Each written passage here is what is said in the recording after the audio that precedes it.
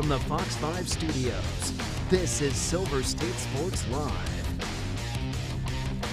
It might be a Friday, but Las Vegas is definitely feeling down. I'm Mike Davis. Welcome inside Silver State Sports Live. In overtime, heartbreaker for the Golden Knights has the Stanley Cup Final tied at 1 apiece. Plus, one heartbreaker isn't enough. The A's feeling the hurt too as they wrap things up in Chi-Town. But first, we take you to Game 2 of the Lenovo Center. We go to Carolina where the Knights get off to a hot start. Mitch Marner flips one to Brett Howden, who fights through a Carolina defender and buries the breakaway wrister. His NHL leading 12th goal of the postseason. Vegas has a 1-0 lead. But he wasn't done. Second period, Howden flies into the Carolina end of the blue line, pass and beats Frederik Andersen once again. His 13th of the playoffs, extended his league lead and the Vegas lead to 2-0. That would remain our score until under the 10-minute mark of the third period. Desperation time for Carolina. Logan Stankoven putting in the work behind the net. He jams one in the paint. It kicks off Jeremy Lauzon's skate and beats Carter Hart. Canes cut the lead to 1. Less than 2 minutes later, Canes stay onsides. A couple of Knights defenders fall down, and Mark Janikowski blows the roof off the Lenovo Center. He ties this thing at 2 apiece, beating Carter Hart glove side. 5 minutes remaining, and we have controversy. Ivan Barbashev's wraparound opportunity is saved by the stick of Frederik Andersen. He appears to keep it out, but ends up in the back of the net. You see it right there. John Tortorella doesn't like the call. He makes the risky decision to challenge it. Now the call is upheld, which means the Knights have to take a delay of game penalty and go on the penalty kill. 25 seconds later, the decision to challenge, well, it appears to backfire immediately. Jordan Staal gets his stick on the Shane Gostisbehere shot, and with 4:30 to go, the Canes have their first lead of Game 2.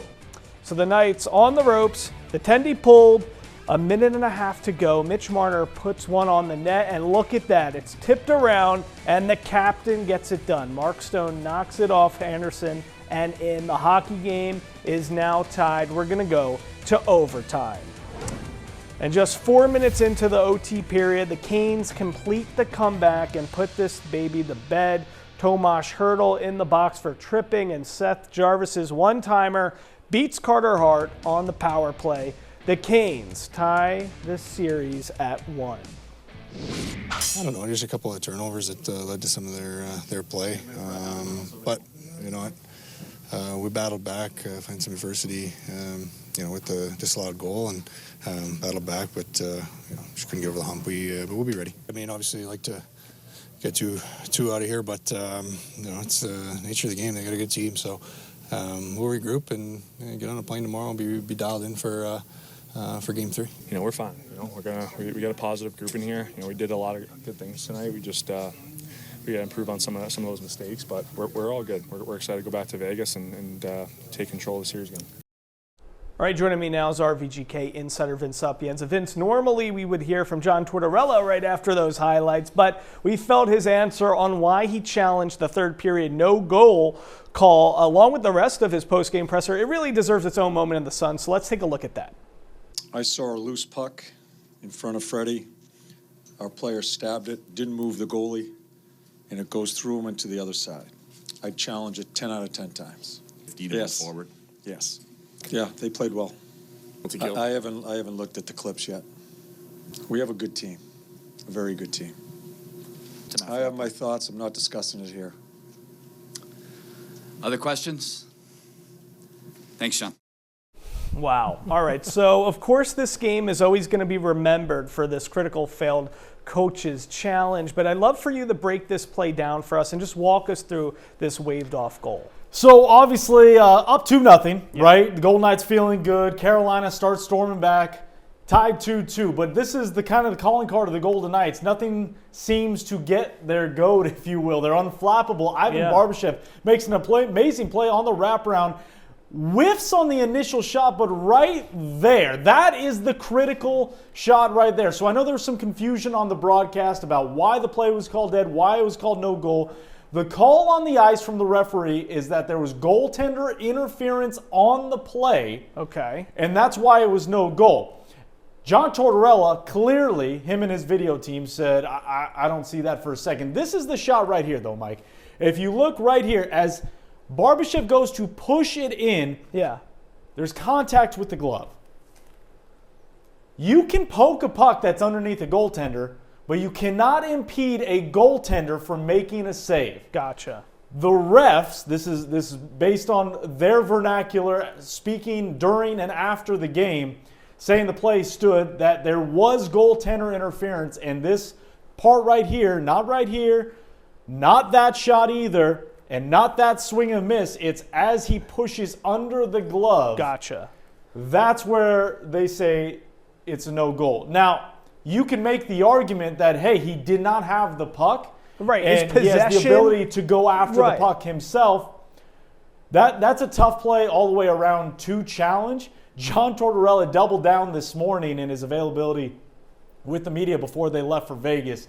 He stands by his decision. He said it 10 out of 10 times. He's going to challenge that play. He believes that is a goal, should be a goal. It is not for the Golden Knights. Okay, so before we keep moving on, let me just ask you one more thing there. So, of course, you seem like to feel they got the right call on that. Mm-hmm. Do you think he should have challenged it? Was that the right call, knowing the repercussions of if they lost the challenge? The consensus is, hey, you don't challenge it. It's a 2-2 game with 5 minutes to go. For me, he's confident in his team. One, he was confident that he was going to get the call. The second issue to that entire process is if he didn't get the call, his penalty killing unit has been lights out. The Carolina power play has been really bad. Perfect storm of sorts. Not only did he lose that call, but the Carolina power play all of a sudden springs to life. They get a nice redirection. They take the lead. And then in overtime, the power play cashes in again. So, again, perfect storm. Hindsight's always 20/20. Exactly. Okay. But everything sounds kosher from your perspective on how that all played out, which I'm happy to hear that. But let's continue the breakdown beyond everything with that exact moment in the game. So, of course, this is an epic collapse. If you were John Tortorella this morning, what are you telling your team, your guys? Yeah, so if I'm Tortorella and if I think I know what Tortorella, as upset he's going to be with that controversial play, he's going to be more upset with this play, the first goal. Rasmus Andersson, the Golden Knights win the faceoff clean in the defensive end of the ice. That is exactly what you want. Look, he's talking to Rasmus Andersson. What happened? Well, the faceoff is won clean. Rasmus Andersson gets exactly where he wants. He goes around the net, but for whatever reason, I don't know if he bobbled the puck. I don't know if he hesitated. I don't know if he saw something on his forward up ice that he didn't like, but for whatever reason, he does not rim that puck around. That allows Logan Stankoven, who is an absolute pest right here, to win the puck battle, go around the net, and then it's an unlucky bounce off Jeremy Lauzon that goes through Carter Hart. But right here, for whatever reason, Rasmus Andersson doesn't just flick of the wrist, fire that around the net. That is what Tortorella is sitting there telling him on the bench. Look, just rip it out of there. Get it out of there. That is what he was talking about when you saw the Mike Dunn moment. He's trying to do too much. He's saying advance the puck. Don't get cute. Don't start going east and west. Don't try and make plays behind your net. Advance the puck. And it comes down to as simple as that, which is why, despite as heartbreaking as this may be for the Medieval Maniacs, that's why I think there's a lot of optimism amongst the group on a day like today, because those things are correctable. The Rasmus Andersson getting it around is correctable. The controversial call back and forth, look, that leads to a power play. It's a redirect. Those are fixable mistakes that I think there was enough good in Game 2 on the road against a desperate team trying not to go down 0-2 in their home barn that I think there's optimism for Game 3. It's a shame all season long up to up to nothing with 31-0 9 minutes and change left. I mean, it's a heartbreaker, an epic collapse. But coming up, we're just going to move on. Vince is going to stick around. We're not going to look in the past. We're going to look ahead. That's what healthy-minded people would do. What do the Golden Knights need to do to win Game 3 in Vegas? Vince has the answers after the break. This week,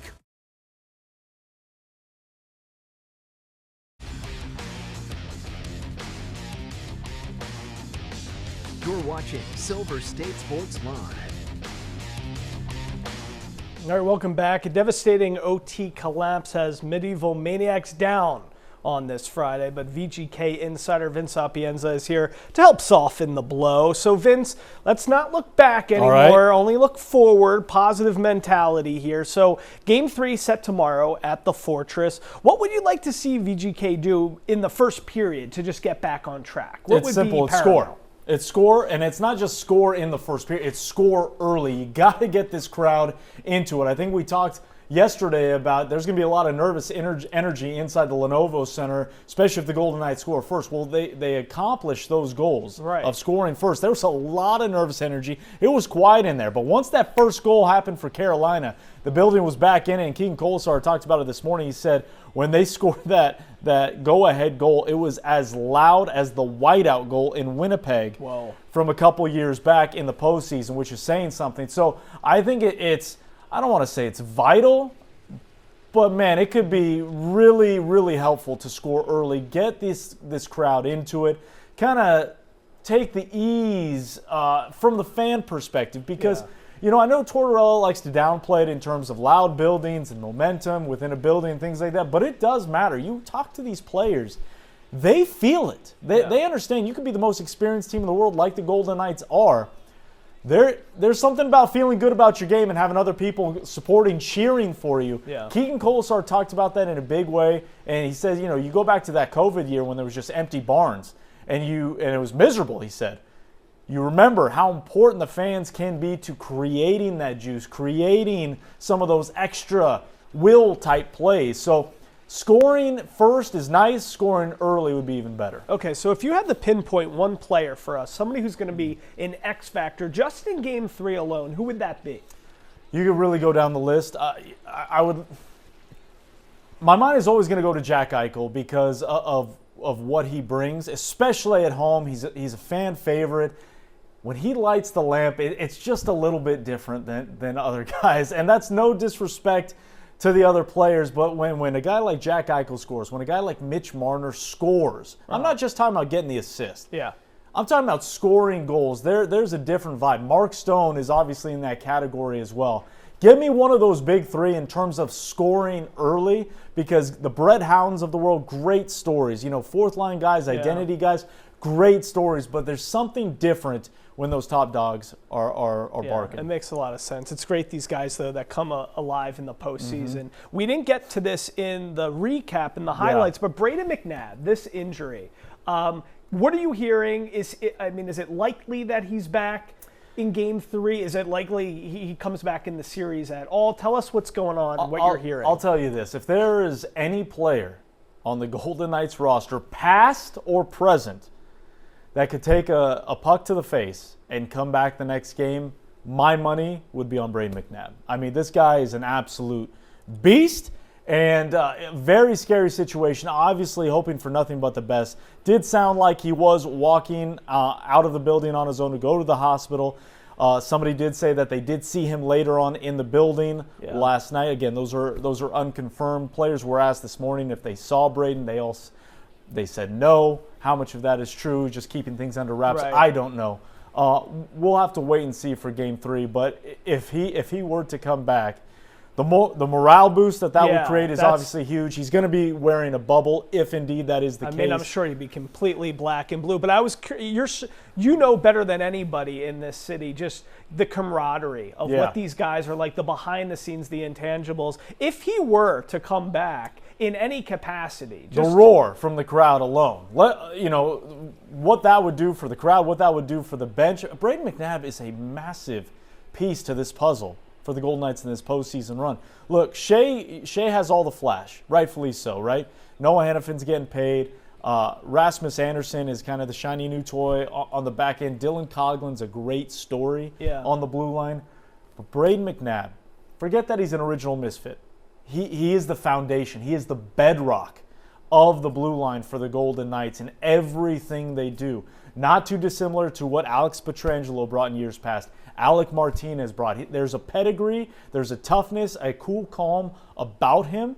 He doesn't talk a lot, he doesn't speak loudly, but when he does, people listen. And his play on the ice, he's not going to be the fastest guy. He might not even be the strongest guy, even though he's a big boy. So he's pretty strong, but he's the bedrock and the foundation of that blue line. Who needs to step up in his absence? Yeah, that's gonna be interesting because if he can't go, Kane Korzak is probably that next guy that comes back in. Ben Hunt might be an option. He hasn't played in a while. He had a tough couple games when he did get into the lineup, but if he's not able to play, you're going to see the horses going a lot. Rasmus Anderson, Noah Hannafin, Shea Theodore, they're going to be getting a lot of playing time. And unfortunately, that proved dividends for Carolina because that grinding, wearing down, you kind of saw a little bit of it in the third period. Now, the Golden Knights did come back in the final 2 minutes with the goalie pulled, which is, again, another calling card of the team. But over a long series against this team that has been tabbed with relentless, grinding down type style of play, it's going to have an effect if he can't come back. Okay, really quickly, before I let you go, prediction, Game 3. Little redemption. Game 3. The Saturday night in Las Vegas at the Fortress, T-Mobile is going to be buzzing. I imagine the fans that can get in, that can afford to get in, that spent that money, they're going to spend money to be loud. They're going to get crazy. There's few moments that I've had in my career covering this team, and every time I talk about the building and the loud and the atmosphere, it always comes back to a Stanley Cup Final game. So I expect no different in Game 3. All right, then Sapienza, you're the best. Thanks so much. Coming up, we're headed to the Diamond. Yes, the A's, like the Knights, losing a heartbreaker in Chicago. We're going to show you how it went down.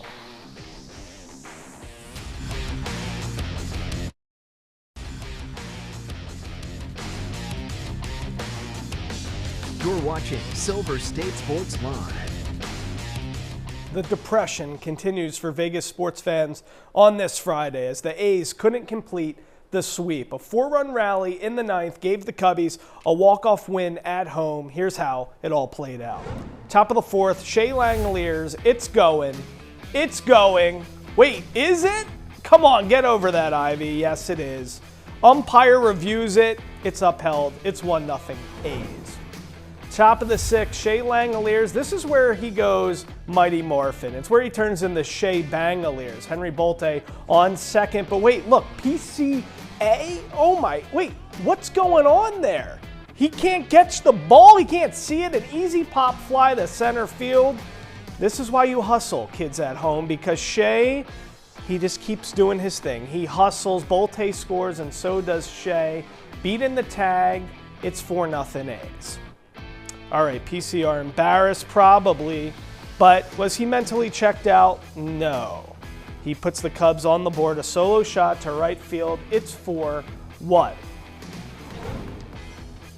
All right, bottom of the ninth. P. Crow Armstrong continues his heroics. Tie game, man on second and third. He lost one up to right. Off of Luis Medina, the celebration ensues. 7-6 is the final. Manager Mark Kotze after the walk-off loss. You tip your cap. I mean, they're professionals. They've been in big moments. They took some good at-bats, and unfortunately, we ended up on the wrong end of this one. I mean, we played really good baseball this series against a good team. We obviously let one slip away today. We got back in a game yesterday that we fought hard for, and they did the same today on us. It's unfortunate that we dropped this game, but we walk away with 2 wins in a series on the road in a tough environment.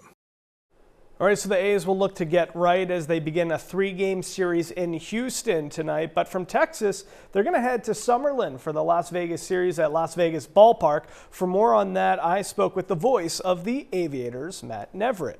Well, it's great to lay the groundwork for a fan base in an area that has never had a Major League Baseball team per se, especially for the hitters that are going to come back. They're going to have a lot of fun. It's an offensive-friendly atmosphere like they're used to here. And it's going to be great to be able to build out that fan base with the Aviators helping out in Summerlin in the west part of town, obviously. Those games are all going to be sold out. I wouldn't be surprised to see us break the Las Vegas Ballpark attendance record.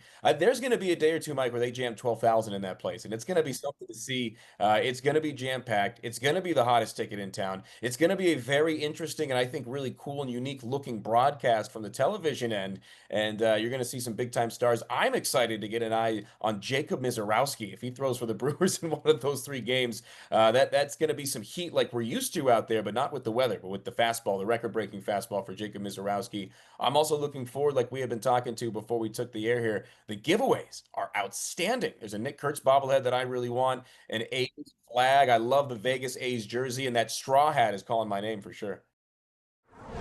Got more on that. Coming up, 2028, it's becoming a clearer picture for the A's and the fans here in town. Next, we're showing you the Sweet Dugout Club renderings.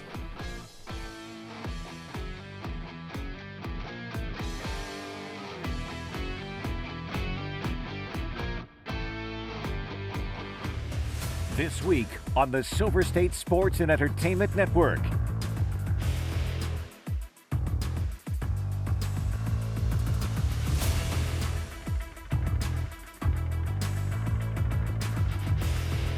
Your Triple SEN lineup is sponsored by AAA Roadside Assistance. Visit AAA today.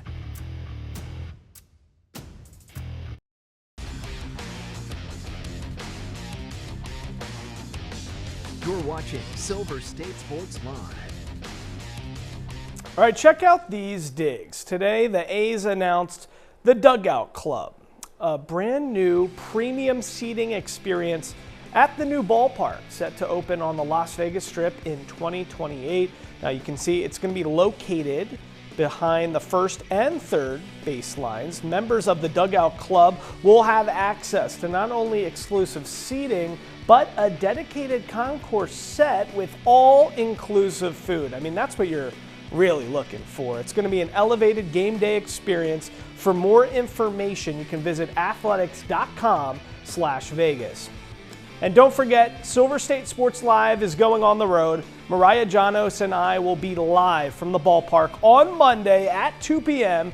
as usual, right here on Triple SEN, but also on Fox 5. So don't miss it. We're going to take you inside the action ahead of Game 1 of the Las Vegas series. 6 games, 6 opportunities to see our A's here in Las Vegas at the Las Vegas ballpark. You don't want to miss it. Live at 2 p.m., Fox 5 and Triple SEN. It's going to be a lot of fun. Let's see what our A's can do at home in Summerlin. Have a good weekend. Go Knights, go A's.